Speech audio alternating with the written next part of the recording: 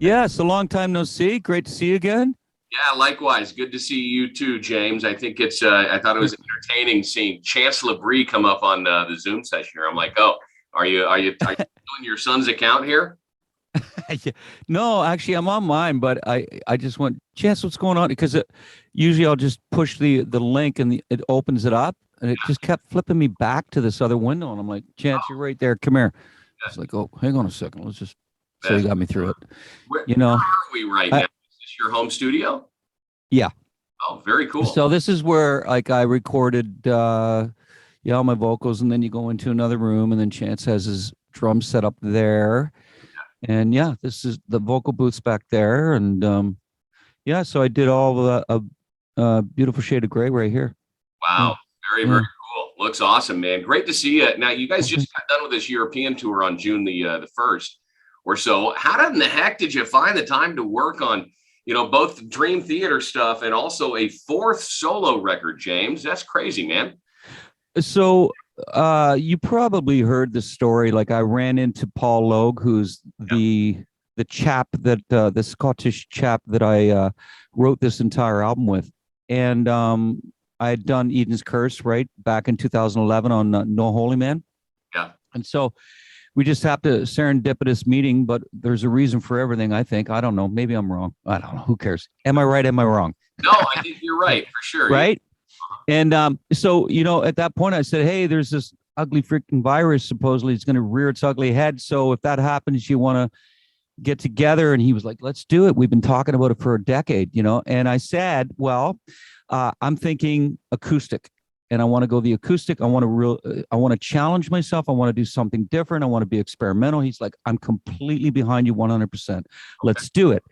And it did morph into a full ensemble because after we had written the first two songs, it was kind of like evidently clear that we're going to lose our audience if we keep this up. You can only sit around a campfire for so long, right?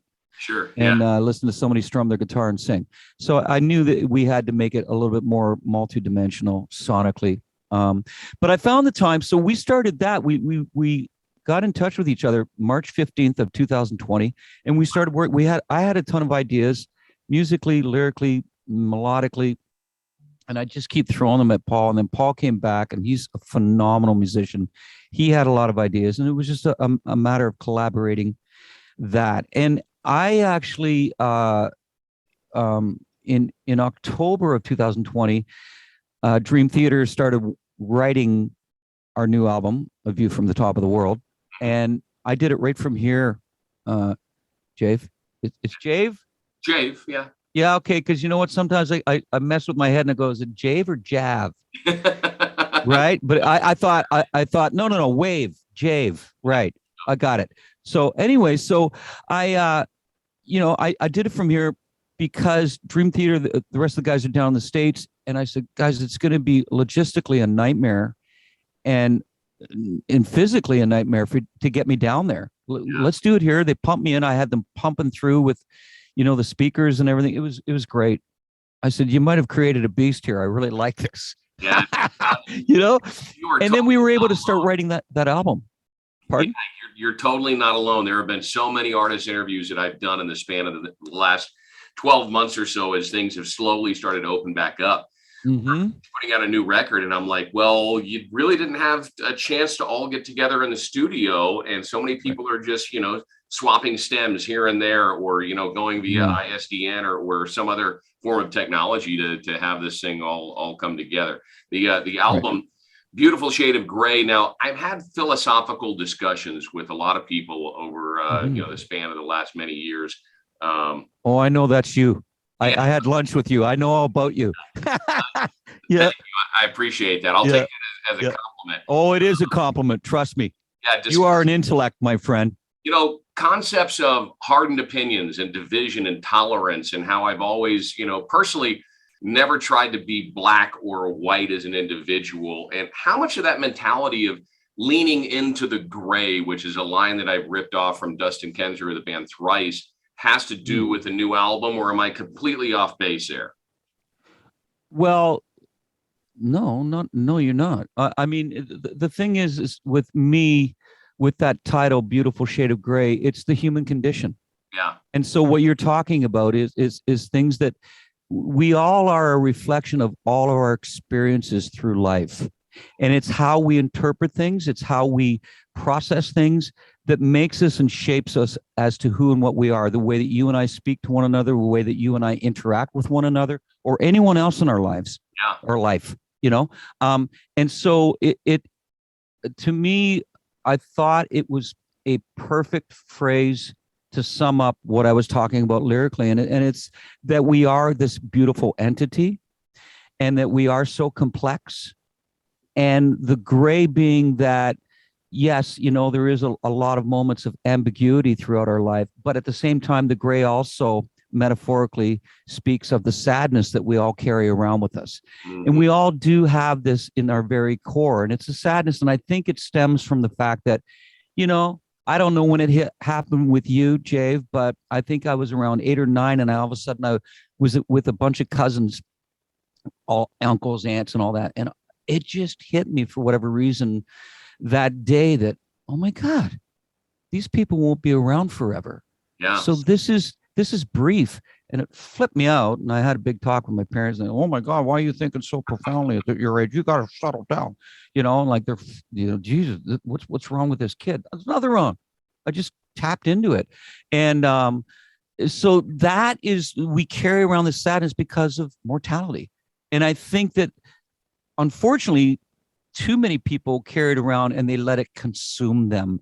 Mm-hmm. And you become morbid, And so lyrically, I wanted to just talk about who and what we are, and why we become what we are, and how it affects each and every one of us, and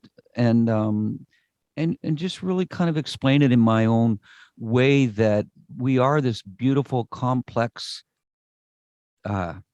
sentient entity, and it's incredible. It really is incredible. And to me, as I've gotten older, Jave, I've said to myself, just embrace everything that's going on around you. Don't take anything for granted. I mean, I don't know how these, whoever's listening to this right now, you're probably going, holy shit, James. But no, seriously, I'm not like, listen, you've had lunch with me, Jave. I'm easygoing, man. I'm down to earth. I'm like, hey, just respect one another and be cool to one another. Yeah. And it's a great life. I had that experience. You at 8, mine was about 15. And then again at about 24, 25, when I was divorcing my ex-wife for the first time, and thought like, oh my God, I'm having I called it my quarter life crisis. And got really, I got kind of in a dark zone there for a bit. When the album Awake came out, that was on constant repeat in the background. And I'm listening to some of the messages and the lyrics that you were talking about there. And really made me think. And I think at the end of the day, I had to become empowered by the fact that, hey, man, our weekends are numbered. Literally, we only have so many Saturdays in a lifetime. That's so let's enjoy it all right here. Now, you can't be reckless with that.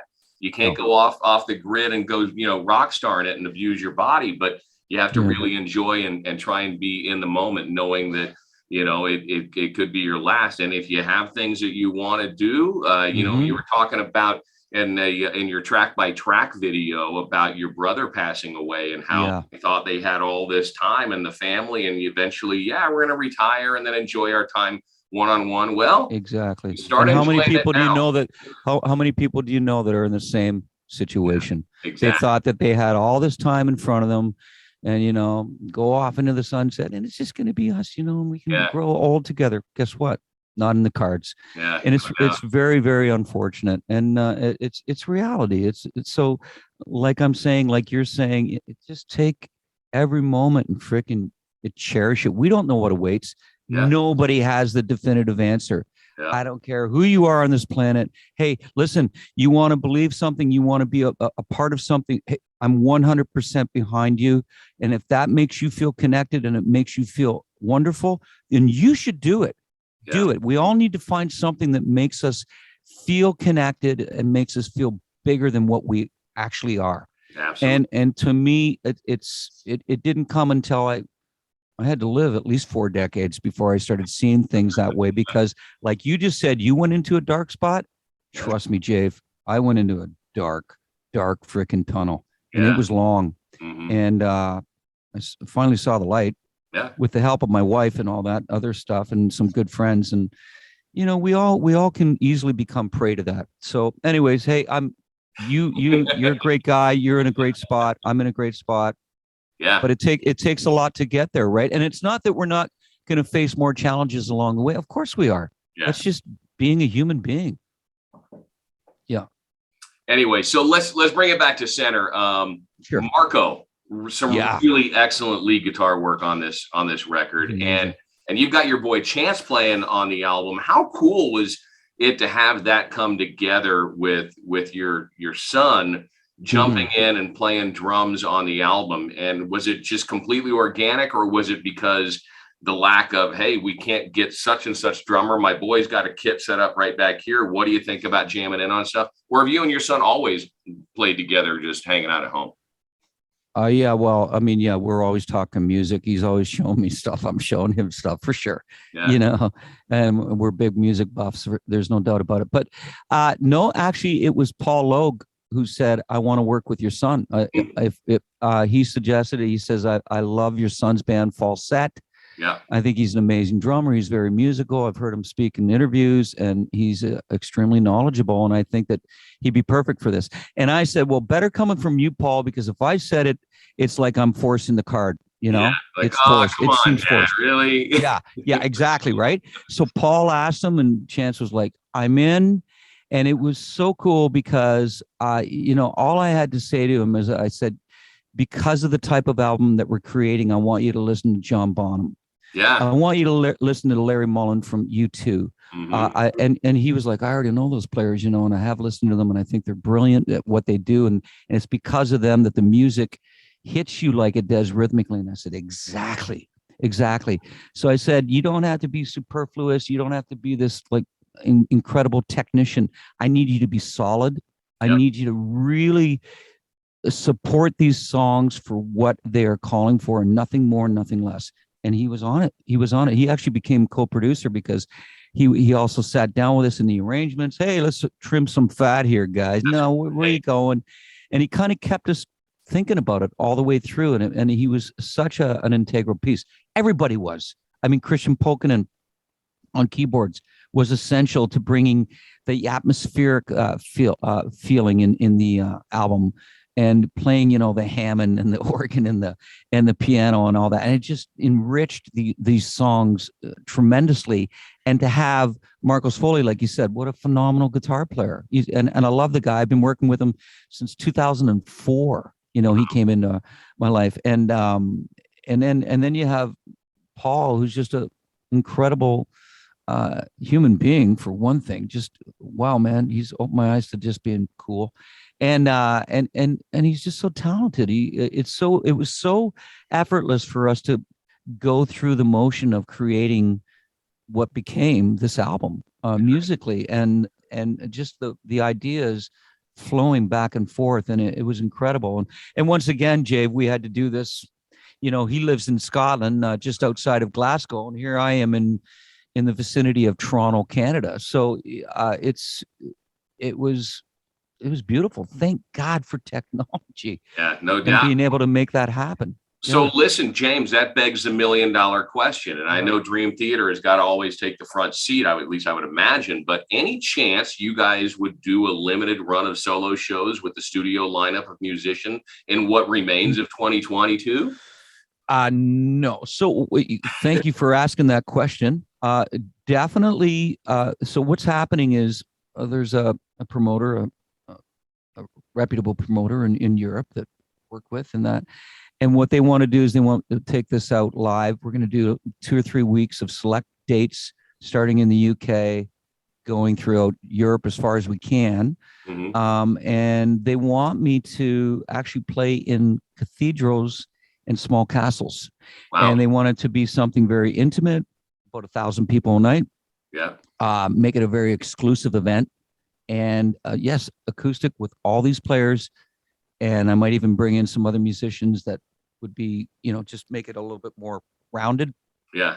I know a lot of musicians that have beautiful voices, and they could be singing all these backgrounds that I was doing and do a tremendous job doing.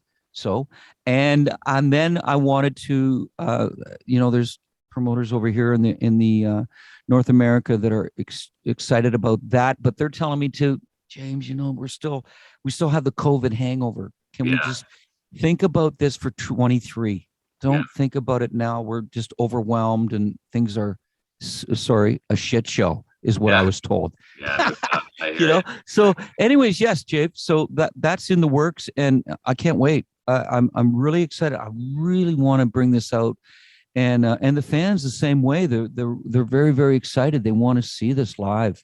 Yeah. And it'd be I think a very memorable evening for sure. I'm taking my wife for our 25th wedding anniversary. Just booked it yesterday to Spain for a 12-day tour. Oh man! Any place in Spain that you say, man, you got to check this place out. I don't know if you've had any downtime or just I wish I had more downtime. Yeah. There's well, you definitely want to go to Madrid. Yeah, we're gonna be there. Barcelona. Mm-hmm. You want to go to, is it Balboa that I really loved.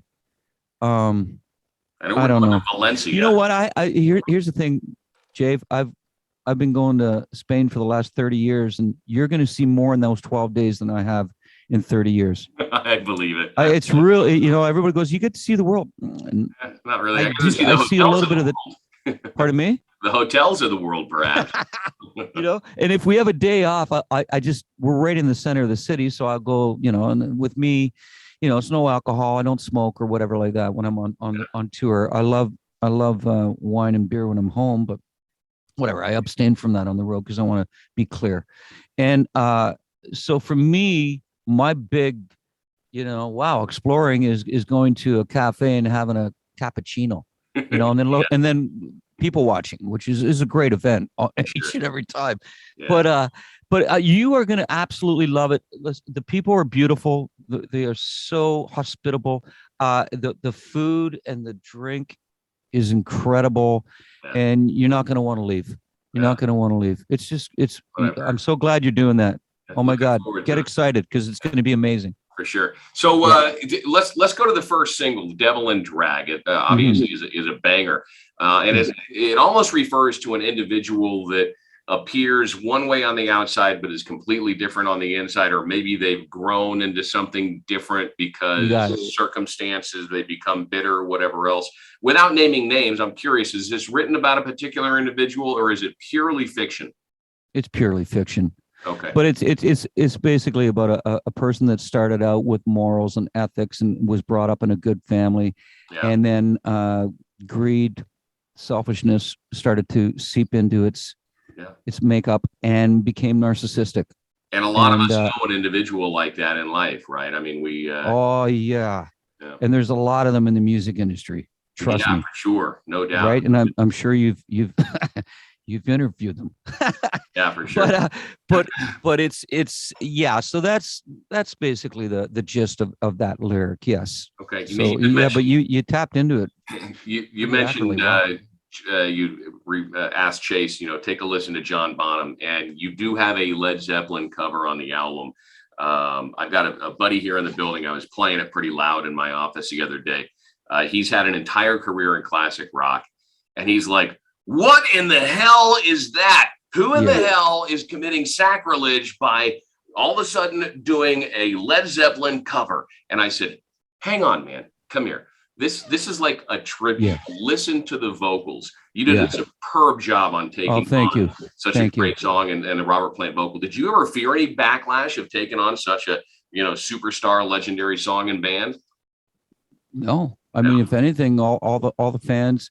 I've done several interviews, as you know, and everyone said, "You know what? You did a freaking a killer job on Ramble On." See, the one thing that we knew is that, listen, when you're going to do it, don't bastardize it.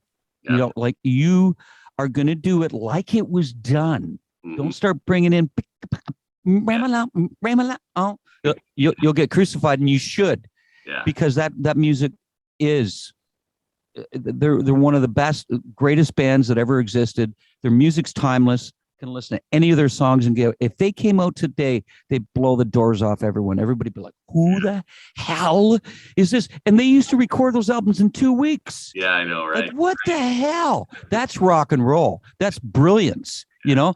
So to me, when actually, Jave, the song that I wanted to do was off Zeppelin too. It was, that's the way it ought to be.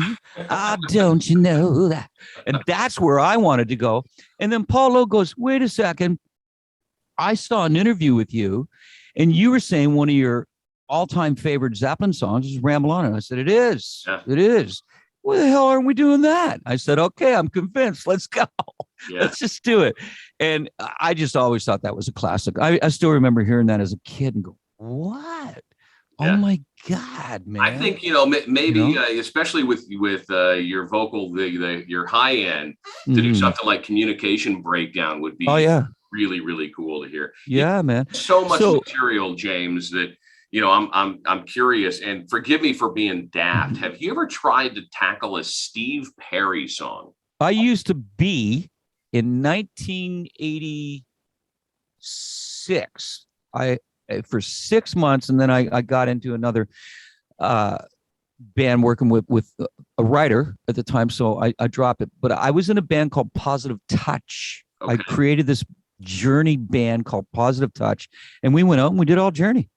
Wow. And Positive Touch was a song off of Raised on Radio by Journey.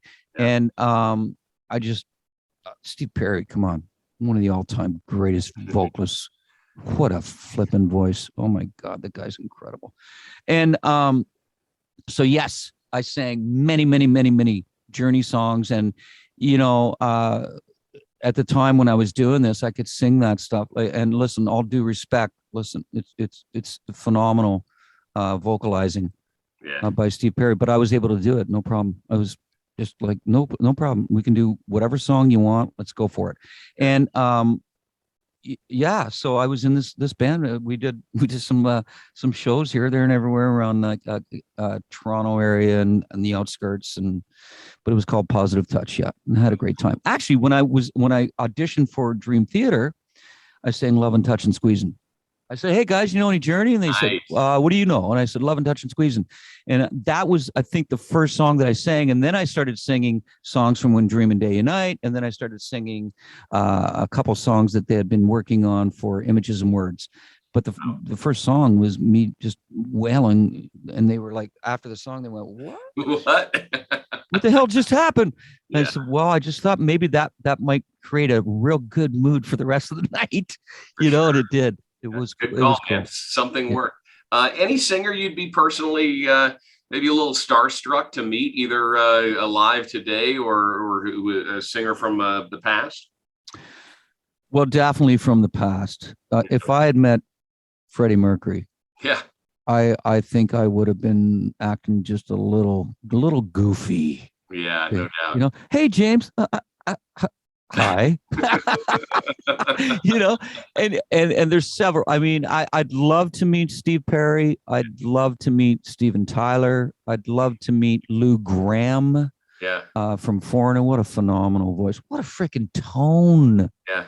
You have to come prepared with questions if you knew you were going to meet him, though. Like Steven Tyler, fashion tips maybe, or yeah, right, huh? No kidding. But I think that I would just, seriously, Jave, I think I'd just say, hey, I just want to let you know, thank you. You inspired me.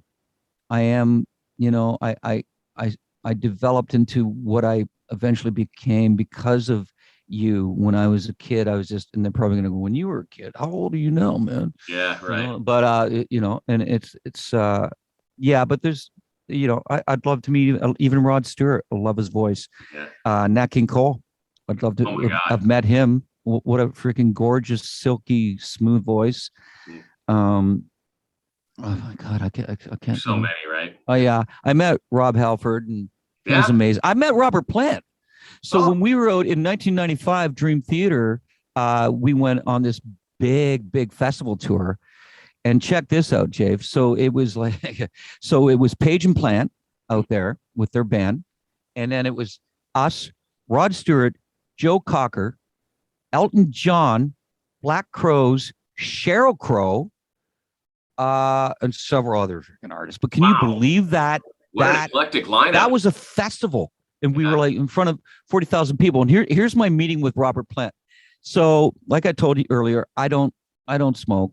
Yeah. I have the odd cigar. I've been a cigar aficionado since 1992.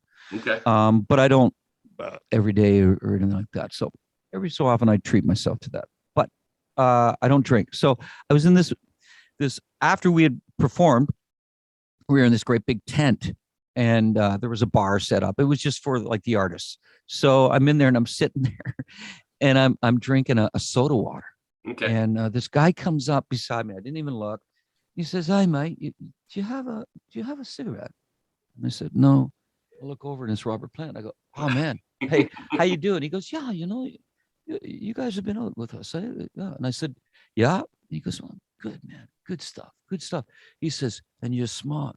You don't smoke." I said, "Well, thank you." Oh, hello. I was just talking to Robert Plant. And he was such a cool guy. He was so flipping cool. Yeah. So, that was also great for me to meet somebody like an idol and just say, wow, he's a cool dude. What a cool dude. And he's very smart, Jay. I don't know if I'm going to assume that you probably had the pleasure of speaking with him, but I've never spoken with Robert. He's one. Oh, okay. Well, you should. I've met Elton and most of the others you've spoken. Okay. Yeah. Wow. I'll tell you, Robert is so well-spoken, knowledgeable, not only in music, but in so many ways. He's just global. But great guy. Great guy. Oh, man. Well, James, thank you so much for taking some time out of your day here, dude. It's always great to catch up with you. And same. And I hope that the random holiday texts aren't bothersome. And oh man, are you kidding? I want you to stay in touch with me because when I'm back out in your neck of your woods, I hope that we can hook up again and for sure, and continue this relationship for sure, man. Absolutely. Thanks for all the great music over the years. Beautiful Shade of Gray. It's available right now wherever you steal music. And please be safe out there. And hope to see you back in Reno soon, man. Okay. Okay. Thanks, Jave. All right. Take care, bud. See you later. All right. Bye-bye.